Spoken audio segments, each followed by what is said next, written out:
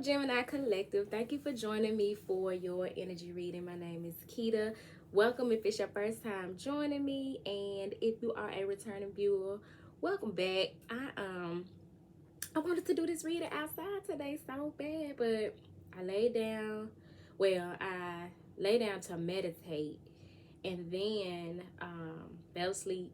So got that good old nap time in, and when I got up to get ready to do y'all's reading, it was storming outside. I don't know if that's relevant to the message that's coming through, but I do know that I was led to burn a 7 African Powers incense for this reading, and my during my meditation, I spent some time using bloodstone crystal, angelite, clear quartz, and apatite crystal, and I was playing some ancestral realm frequencies because I wanted to, since I wasn't at my ancestor altar, I just wanted to lay there and intentionally tap in with the ancestors to get a message relative to the Akashic records or my divine purpose, things of that nature. So as soon as I closed my eyes, I saw a kid running on a plantation, and that's all I could see. And I just kept seeing that vision over and over. It was outside on a plantation. It was a kid running like they was like playing or something. And I heard, you once lived here, meaning me. You once lived here. You were a medicine woman, a high priestess, and the people came to you for advice, for medicine, for divination, and the masters didn't like that because they felt like you were a threat and potentially had more power than they had over their own property. And so they had you publicly hung, which years ago I had a vision of myself hanging from a tree, and I heard a voice that said, you were hung for using your voice, for using your divine talents in this particular lifestyle, in this particular lifetime. So the shadow work that I am strongly feeling that needs to be done for the Gemini Collective, which Gemini is my north node, which means I'm needing to embody a very Gemini-like energy of speaking truth to the people, also communicating. As much as I like being by myself, I need to spend time in community, in conversation, exploring different perspectives and outlooks, being both a student and a teacher. Whereas in my south node, I was a Sagittarius, which was very much a liberated, solo learning and teaching type of aspect. So they are opposite of one another in many ways. And following my North Star or my life purpose in this lifetime looks like me taking a Gemini-like approach to things. And so I'm very much resonating with Gemini energy, and probably gonna very much resonate just on 411 with the information that's going to come out in this reading. I was led to pull a book to use bibliomancy that I have never used in a reading before, or to do bibliomancy. It's actually a book that I got from one of the 5,452 million college courses that I took, and it's called Non-Western Perspectives on Learning and Knowing. And I'm not sure which one of my classes this was, but I know this had to come from undergrad, and on the back 99999. So we're definitely closing out some cycles. I remember loving this book because it talked about different religions and spiritual practices, and how basically it was one of my first introductions to how there's more to spirituality, and civilization than just what I was familiar with, the Baptist church, Christianity. And so I'm feeling strongly that the Gemini collective, y'all, are being led to tap in with your ancestors, to be open to ancestral practices. It may not be working with the Orisha and the Ifa tradition, or any of the African traditional religions, Santeria, Candomblé, Akan, Voodoo. It may not be any of those that you resonate with, but if you tap into your ancestry and dive deep, you may find that that shit is in your lineage. That it is something that you take interest in. Y'all, we have got to stop letting the movies, Hollywood, teach us what spirituality looks like from culture to culture. Because just saw 611, because they are very intentional about making sure that you are afraid of certain spiritual practices and religions, and cultures, so that you won't tap into your power. You know what I'm saying? So don't y'all trust that shit. Every time, that's why I do readings out in the public. That's why I do readings at vendor events, where people can see that, okay, I'm about to pull these cards out. I'm about to knock on them, to knock whatever energy that previously was in them out, so that they're clear. I'm about to breathe on it to give it my life force energy. I'm about to shuffle them, and some cards gonna come out that every single time is gonna be relative to your situation. And I want other people around to see that the lights didn't start flickering, and the heavens didn't open up and pour out thunder and rain, and the table didn't flip over, and the ghosts didn't start coming out the walls and shit. Like I don't know what movie y'all be watching where this type of shit be happening, but when people see me out at these community events and they like, "Ooh, I'm scared," and I be like, "Why?" And they be like, "'Cause you see in the movies." And I'm like, "What movie is this? Somebody please point me to." Y'all got to be watching the same motherfucking movie. I ain't seen that one. But I love being a part of this calling, this culture that is boldly going out and showing the people, like, this your people shit, bruh. This is ours. People read tarot all over the world in all different cultures. It all stems from Egypt.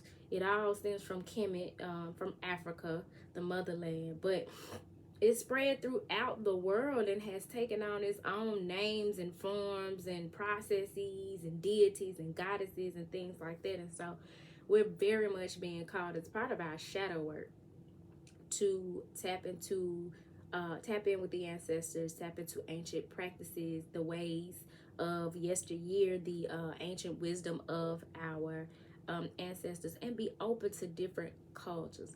Now, I got some more downloads too, but before I bring them up, we're going to go ahead and get into the reading. And should they resonate, I'm going to make sure to share it with y'all. I'm just curious to see, because the energy that's been coming out for the past few readers have been very similar. And as soon as I think it's something different, here comes something to tell me it ain't.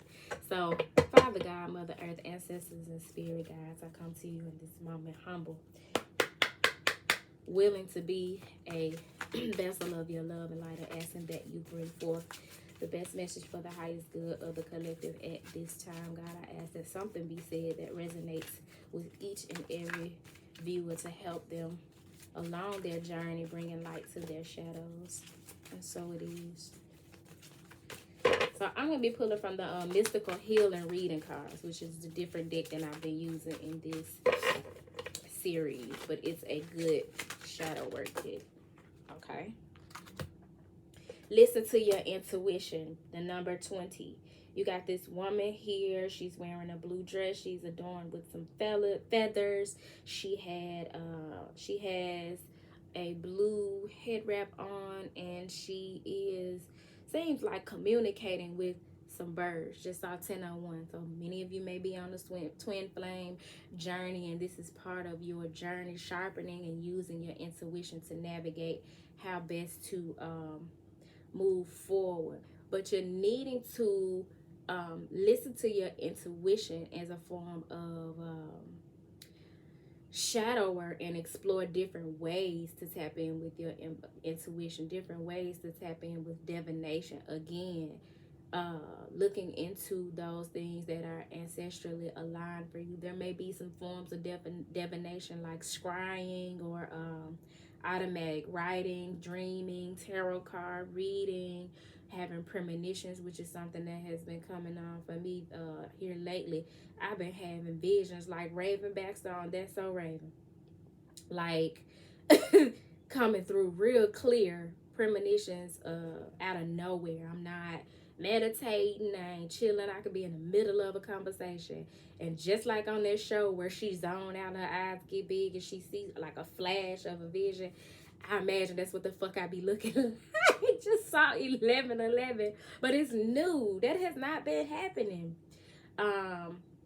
When I did used to do that, it used to be the darkest shit I used to see, and it brought me comfort to know that my moon is in Scorpio.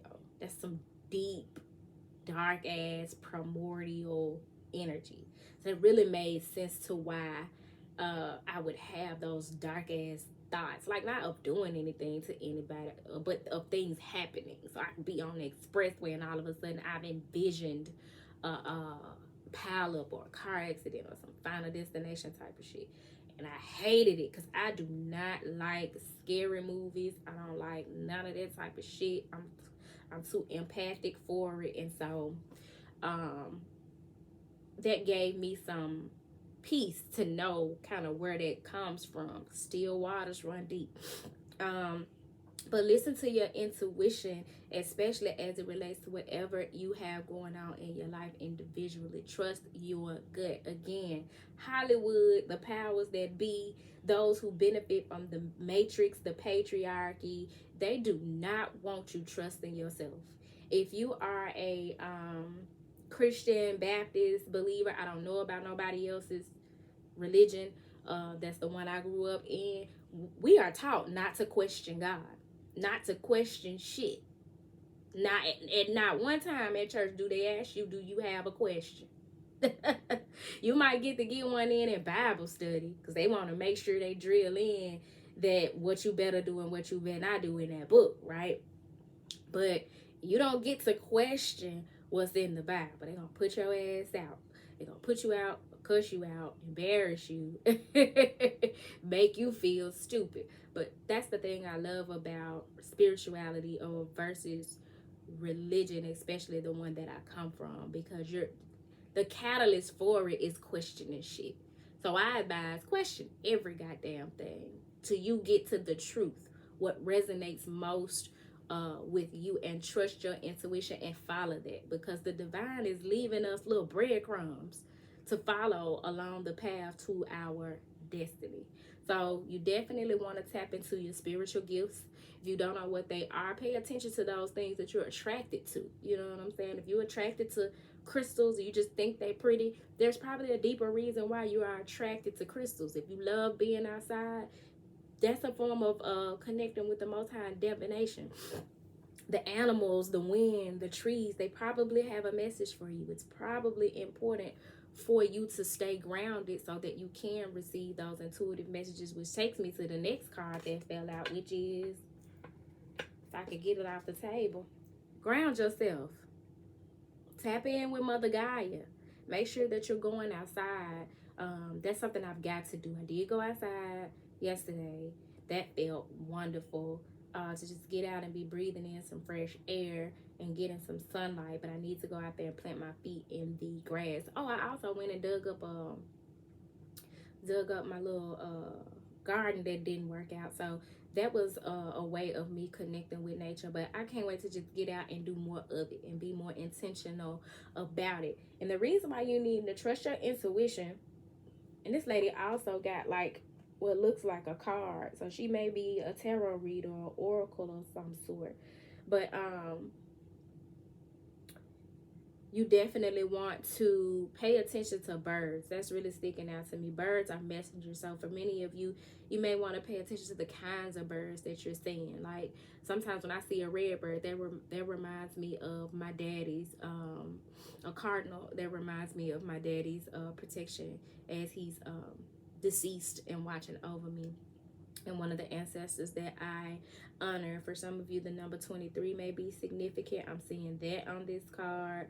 But each bird has different meanings. So if you see a robin, which I think that's the brown ones with the orange on the chest, they bring a particular message. A raven, a vulture. Now you see them damn crows and vultures, some shit about to end.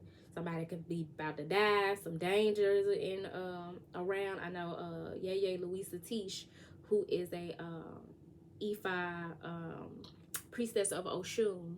Again, the 7 African powers showing up. She talks about this one time that she was in a hot tub and these, I think it was ravens, came and like circled around the rim of the hot tub. And she said she was like, okay, I don't know what the fuck y'all want, but you say less. You know what I'm saying? And she got out. And she said she went inside and was talking to somebody, and later on that day, and they was like, yeah, you know, lightning struck the hot tub and it caught fire or some shit.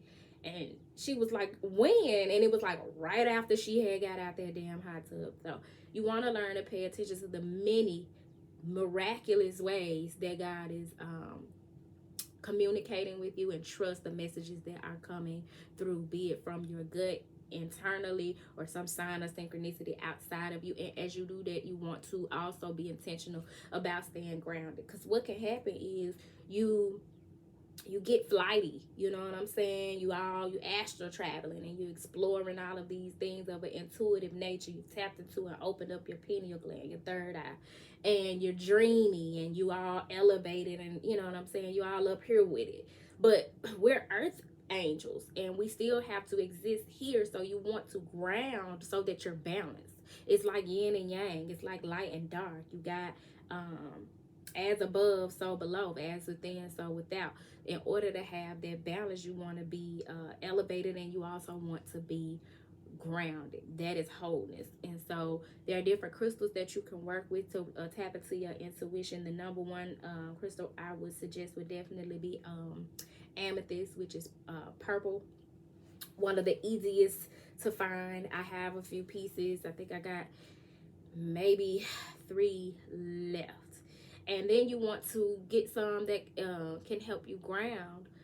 If you are interested in working with crystals like petrified wood or anything that would be pertinent to working with the root chakra, hematite, which I think I'm gonna start working with more as well. But yeah, you want to ground yourself. At the top of the deck, you have recognize divine timing, represented by the number 24. Now is the time to take those leaps.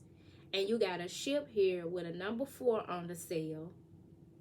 And a woman, she's cloaked in a red cloth. She's got like some angel wings and a blindfold on. And she's taking a leap from one, almost like one dimension or a timeline shift to another.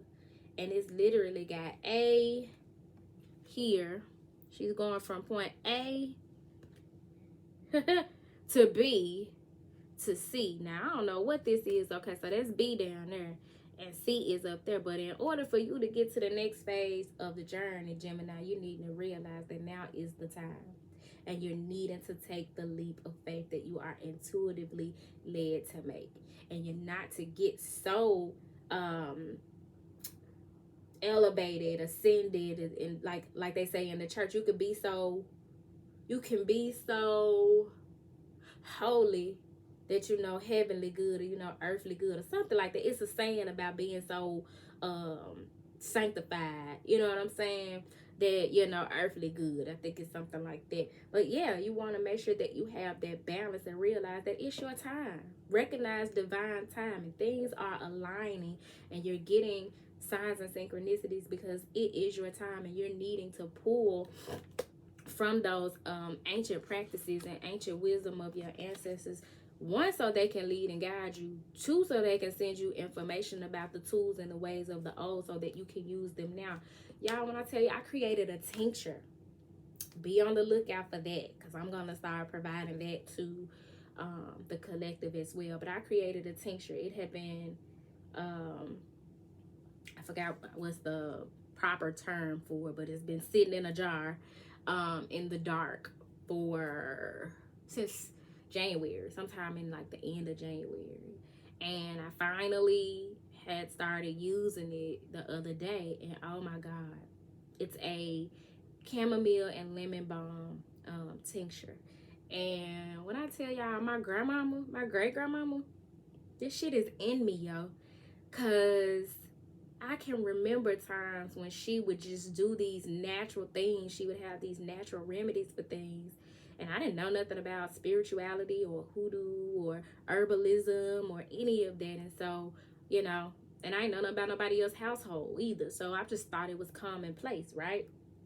Until, of course, you get older and those things kind of become a distant memory. Just our 21-12, so that may be significant to some of you as well. But maybe you resonate with what I'm saying and there's some mirroring taking place. But some of the things she used to do would be like, if you got a burn or cut or something, she'd be like, go tear a piece off that aloe vera plant. And she would rub it on the cut or the wound or whatever. I remember a time I got stung by a bee. My hard-headed ass, I done killed the bee by mistake. Killed the bee. Or was it by mistake? Told y'all I got that Scorpio place. I be with the shit sometimes. But killed the bee, and I picked it up thinking it was dead, and it wasn't, and it stung me. And she was like, go get my cigarettes. And she pulled the tobacco out the cigarette. I was so astonished, and put it on my finger with a Band-Aid, and it drew out the venom or whatever. But that's herbalism. Those are the ways of the old. Those are the ways of our people when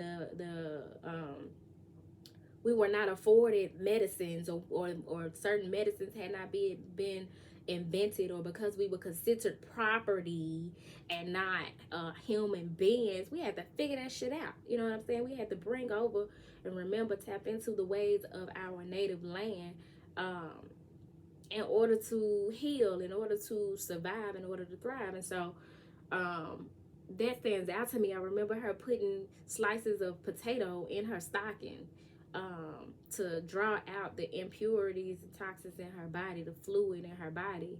And every now and then she will pull out that goddamn, I don't recall if it was castor oil or cod liver oil, but I could be outside playing, having the time of my damn life, and here she come talking about, grandmama just trying to make sure you don't get sick. And I'd be like, am I on punishment? Did I do something wrong? Because she would reach out with that spoon full of cod liver oil or whatever it was, and she would have a peppermint or some orange juice on the counter so that I could take it afterwards, because the taste is horrendous. But I didn't get sick.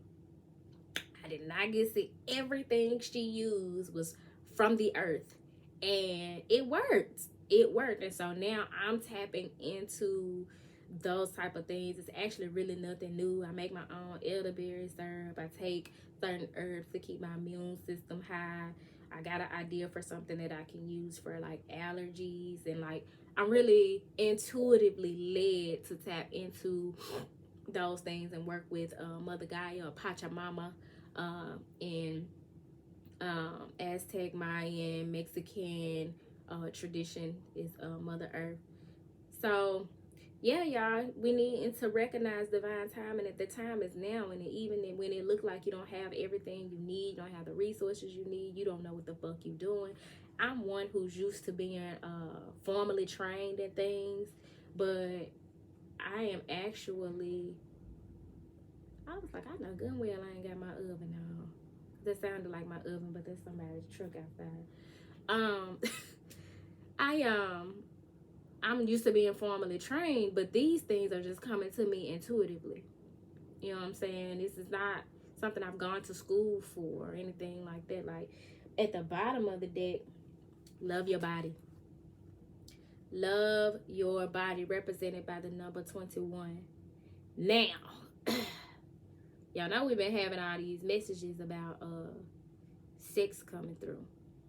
Definitely want to work with your lower chakras, your root chakra, your which is where these ancestral energies would be stored, where you feel safe and secure in your foundation. Those types of energies would be stored there, or things that have happened to you that make you feel unsafe and unsecure, be it physically, spiritually, or whatever. All of that is housed in your womb, which is, or if you're masculine, your prostate, which is pretty much your root chakra.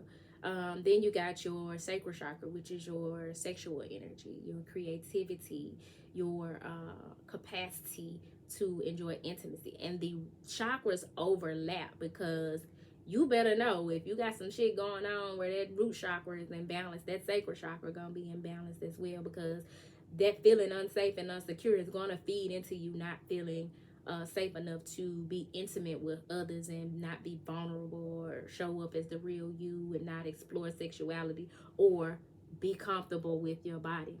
Love your body, celebrate your body.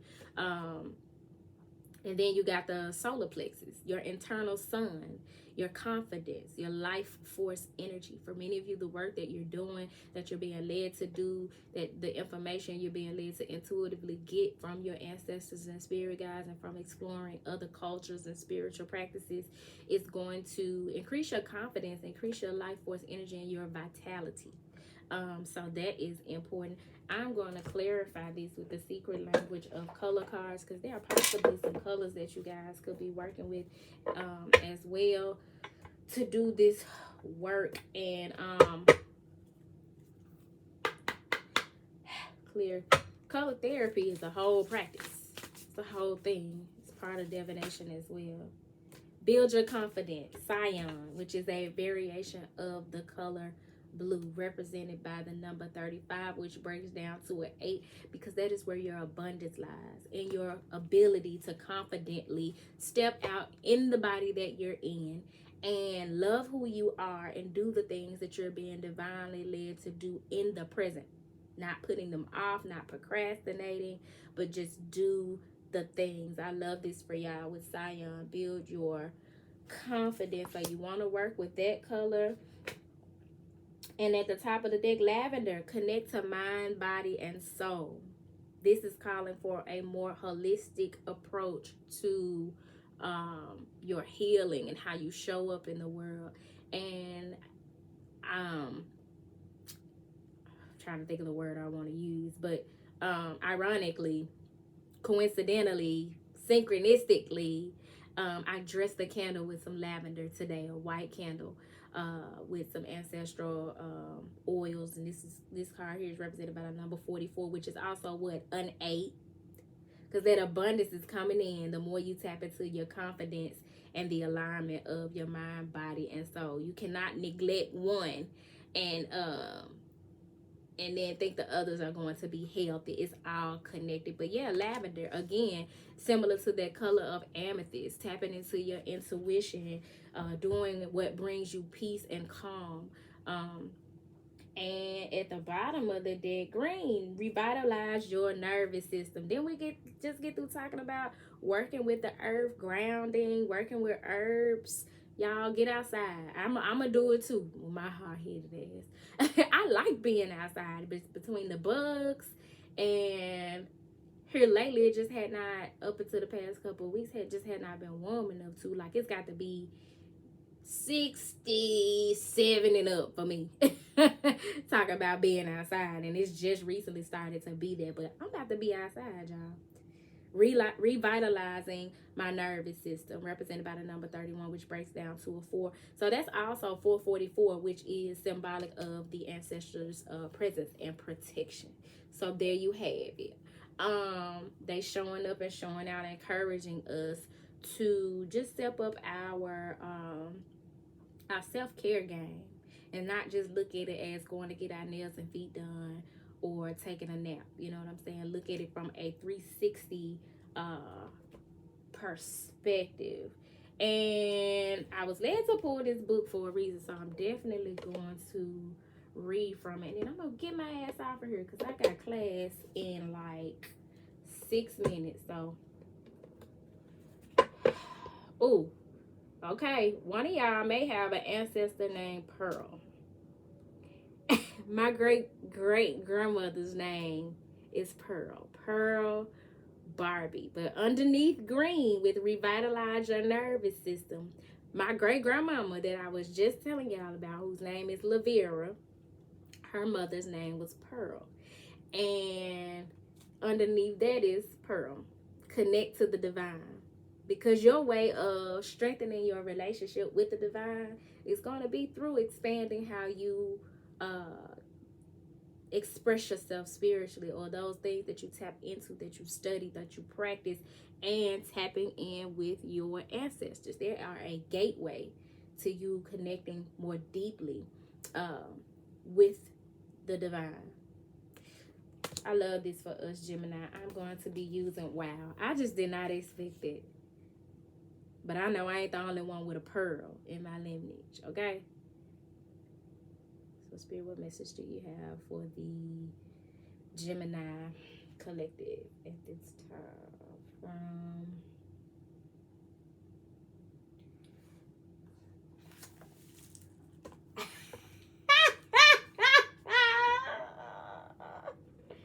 I love my job.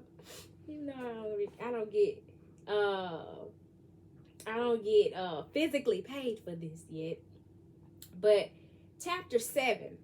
Therefore, the extent to which Africans make connections with scientific knowledge will depend on the extent to which they feel their own positions are accepted and understood. So there is no need for adult education to recognize values outside the dominant perspective and to accept that the oppressed and unrecognized voices can have epistemological privilege. African indigenous knowledge today. Academic knowledge in the science or art of knowing in Botswana can be traced back to the advent of Western education. In particular, 3 distinct periods are discernible in the history of Western education in the whole of Africa. Let me just say, I am blown away that I would be led to burn this 7 African powers incense, right? This message come through, and then this book has all different kinds of cultures in it.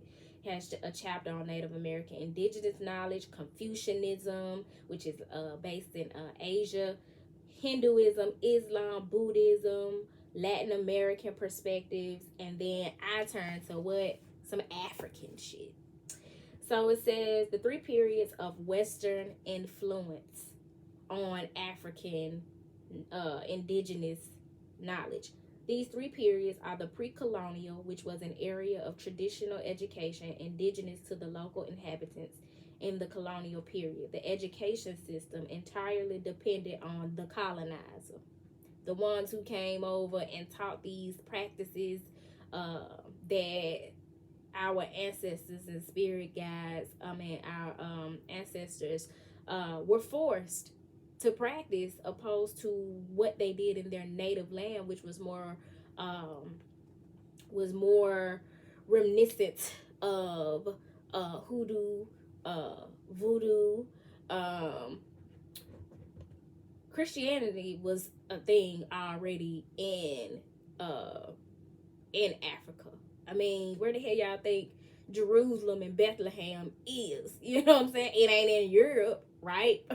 So those stories have African origin. Christ was born in Africa, but this story of a white Jesus that we've been taught that is celebrated on a Sunday and rose on the 3rd day, and naming that day Easter, which is that of a goddess of a whole nother origin, cultural origin. Like, it was all orchestrated and curated to keep us in line.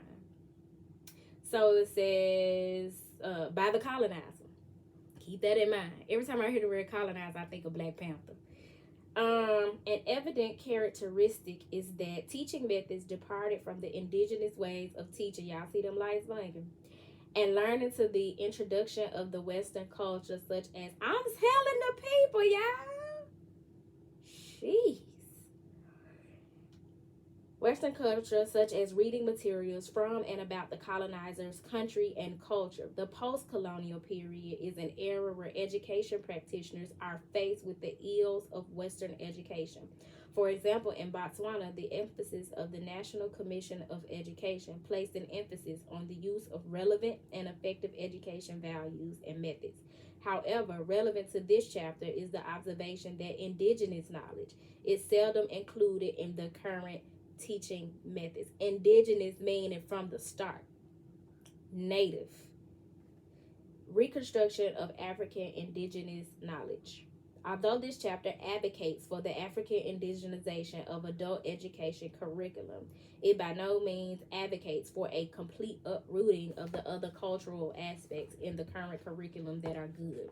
It has to be acknowledged that African indigenous knowledge systems need to be reconstructed so that only what is good is adapted. For instance, in the construction of indigenous knowledge for an effective HIV/AIDS prevention strategy in Botswana, some of the traditional sex education models will have to be revised or discarded. The gender inequality practices and sexuality issues in particular have to go if every human being is to participate in the fight against HIV and AIDS. That is a cause that is near and dear to my heart, as I lost one of my I ain't gonna say favorite aunties, but y'all know how that shit go. She was actually the age I am now when she passed away, and I tried to stay with her to her last breath, but they cut the light off on me and drug my ass out the room. And I saw that journey from pretty much beginning to end, and so I'm very much an advocate of HIV and AIDS awareness, and it is a cause that is near and dear to my heart because I have two ancestors, because she and her husband passed away from AIDS. But it says one would argue that even in the phase of globalization, to be useful, knowledge has to be contextualized. This is critical in my view because individuals, organizations, and communities must contextualize the information that they receive from within and outside their own environments. If that knowledge is to be used productively to solve their own problems. Cognizant that information and communication technology have made knowledge production and exchange easier and further enhance the methodologies of knowledge discovery, it's important to reconstruct African indigenous knowledge so that it too can benefit from the new learning developments.